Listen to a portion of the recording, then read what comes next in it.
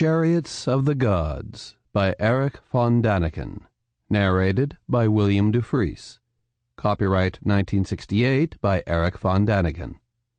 This unabridged audiobook is published by arrangement with John W. White Literary Agency and was produced in the year 2011 by Tantor Media, Incorporated, which holds the copyright thereto.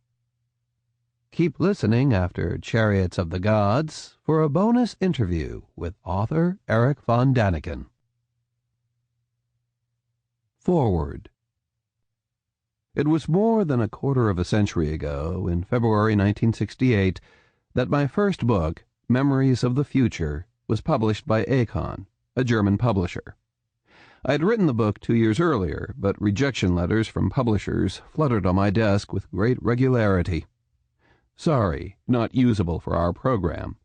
We are very sorry. We don't want to go this way. We recommend a more esoteric publisher. In later years, I was often asked how this publishing miracle happened, to finally place this controversial work with a renowned textbook house.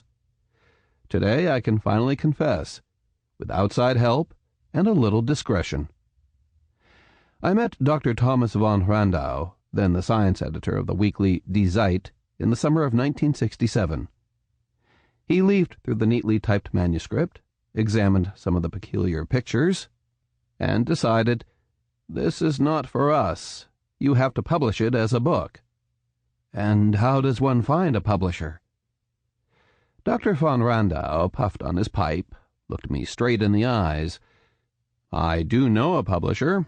I could just give him a non-committal call if you wish." He picked up the telephone and asked to be connected with Dr. Erwin Barth von Verenalb, the chief of Akon Publishing.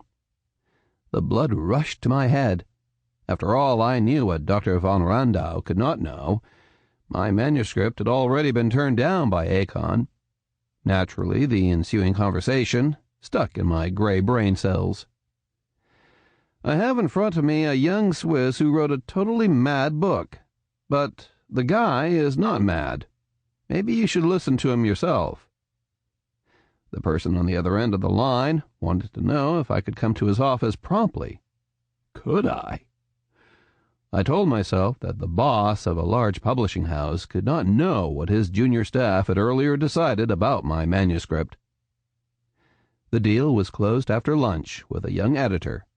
The manuscript would have to be slightly reworked and would be published in the spring of 1968.